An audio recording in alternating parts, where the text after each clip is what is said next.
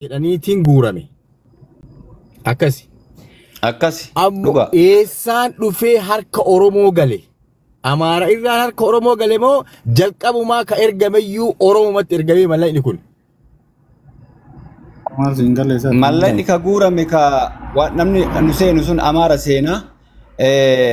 Amaaruma jennee anka wanti nutti kenna yookaan lakkoofsa bilbilaa ka Yaman nutti kennee lakkoofsa bilbilaa Yamanitti galchine. Lakkoofsa namicha sanii ammoo itti bilbilanii anasiin kunfaa hordofanii Yaman keessa jiranii eenyu ka mallaqa sirratti ergee riyaala ganaa sirratti ergee kaachii fudhate jennaan ebalu mallaqa san gadi hin dhiisini kun maatiin jaraa horii gurguranii waan mara gurguranii uummanni akkatti shiftaadha jarri sun jennaan jara san maqaa jaraa san arabdichi sun nu saaxile jechuudha. Okay. Oromoo ta'uu yoo san beeyne.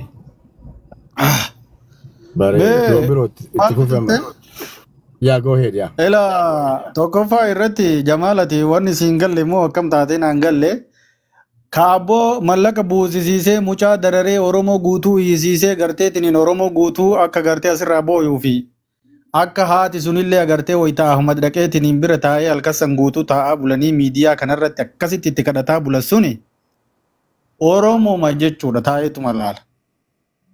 Ilmuma Oromoo kama amma bahee dhiifama naa godhaa anatu balleessee natu dogongoree Doombiroo eessaan harka Oromoo gahee maal jettare akkas jedhi kan irratti bu'ee araba isaan gaafadhe isaaniini wayita akkanatti haati boottu sani isaan beekanii akka Oromoon akkana godhaa jirtu isaan irraa beekuuf malee anaan agartee. Egaa mallayni bu'ee as beekanii Dr. Ahmad Faa egaa mallayni bu'ee as beekan anaa silii wanni hubachiisuu barbaadu asli ilaalela wanni ati Dr. Ahmad irraa hubachuu si barbaachisu laala asli dhageeffadhu gurbaan dhiifama naa godhaa jedhe akka ammareef Ibrahim dubbatee gurbaa kana walii galanii mucaa qabamee walii galanii tiniini mallaqa buusisiisan jedhe sanii miti nuti obboleessa mucaa qabameellee mucaallee hin beeknuu jedheen Ahmad kun ho'i keessa jira namni Ahmaditti dhaqee dhiifama gaafate Ahmad amma mucaa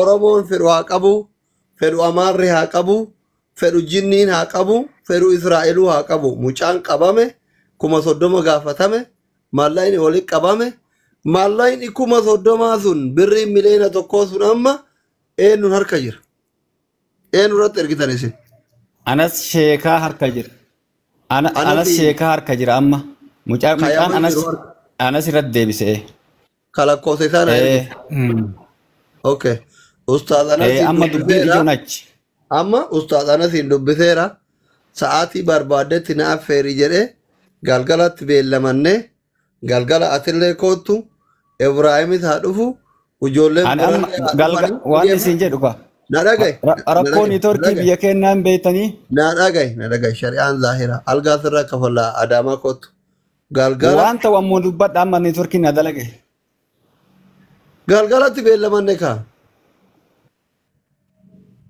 amma wayi amma asii ka'ee amma balee gas gaarii ka'ee adaamaa fa'aa dhaqee wayi Itoophiyaa na dalaga biyyi rakkoodhaan beekta gideetti jallee na laala dheeffafi miti waa takka gaafii kamiifuu qophiidhaan dogongorallee ta'een fudhadha bakka dogongorallee yoo neetworkiin fidide anatu kaardii itti guutatee sii dawwala rakkoon hin jiru daarektiin dalagaami neetworkiin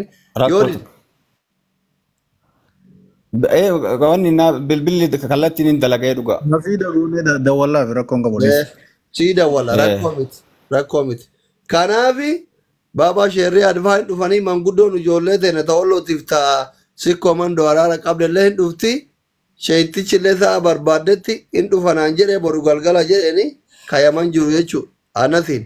Anas sheekaa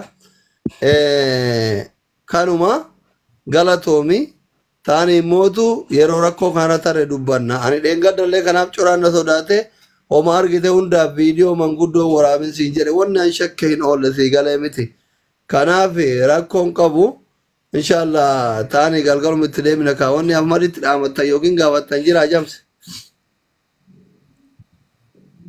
No kanuma asli wanni guddaa wanni gaafannu jiru asirratti waan takka dhaama asli beeta ila amma hin rakkana namni rakkata atummaan kun namni tokko hedduu namni si rakkisa miira wanni amma fakkeenya maatii kanaa fi osoo bakka biraallee taate osoo baddaa gubbaayyuu taate arsima kana keessa illee xiqqoowwanidha. Lafa isaan jiranillee ilaali haala isaanillee ilaali haadha sanillee namni argee maatii san argee abbaa akkasitti boosan argee yoo jedhu kana uf dadhabneeti malee wanni kun riskii guddaa akka qabu beekamaadha. Maaliifi biyya kanatti mana beekaniif waan akkana kana ana nan ta'u ana wati tokko waan wayii gaba asli waan ati dura gaafatterra waan ati dura gaafatte tokkoffaa irratti jalqaballee mucaa gaafa Suudii keessatti qabameetiniin guyyaa lamatti birrii 150 guurreellee Dr. Ahmad jala deemee qoratee mucaa sun namni buusiisuun akka walloo ta'u bira ga'ee Ahmad tokkoffaa waan takka dhageeffadhu dhugaaf dalaydaa dhugaaf dubbattaa yoo ta'e waan Oromoo keessatti deemaa jiru waan Oromoon Oromoo irratti dalagaa jirtu wallahi billahi Quraana rabbiillee karaatee beeyta. Dhugaa bira yoo dhaabatte yoomuu ati garteetiniin wanni sanii jetteetiniin duutu takka hin jiru. Dhugaa tana ammoo ummataaf ibsaa deeme. Tokko amma maal godhaa jiran laal waan amma Dr. Aslii Reef qabataa jiru laalati. Amma maal godhaa jiran birrii ofii nyaatanii kana jiran mucaan sunuu waliin nyaate mucammaan qabame sunuu jedhaa jiran. Mucaa asirratti Asliin intervii godhee nafitachiisi kaa Dr. Ahmadii kiyya nafitachiisi. Mucaan afaan Amaaraa malee na birattuun haasayanii kunoo gaarayyuu na baasanii billa wanarratti qabanii jedheetini mucaa asirratti intervii goonee dubbateetini fixe san har'a birrii sanuu isatu waliin nyaate jechaa jiran. Ati nama kana ofii gaafatte mee wanna xummataa ibsitu mucaa san wayitee dhufee dhiifama si gaafatu mucaa sun wal beeka.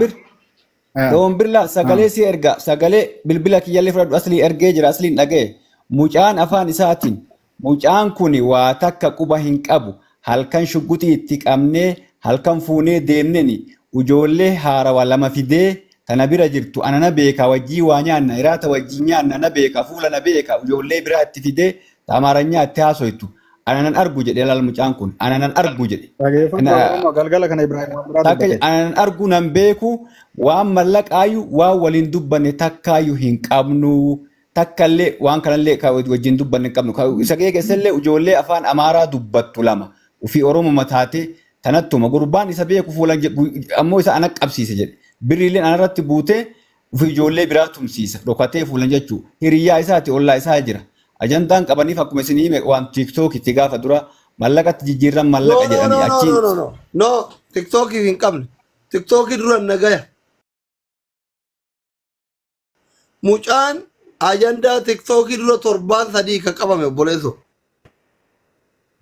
Haasawa gurbaan jedhee barkun. Gurbaan haa jedhu malee TikTok dura qabamuun maa dubbii keessa kanaati ka gurbaan jedhe waan san akka rabbi durattillee inshallah haga danda'uun dhugaa malee dubbadhu jedhee yaada. Doombira gaafii na gaafate keessa maa waan kanan dubbu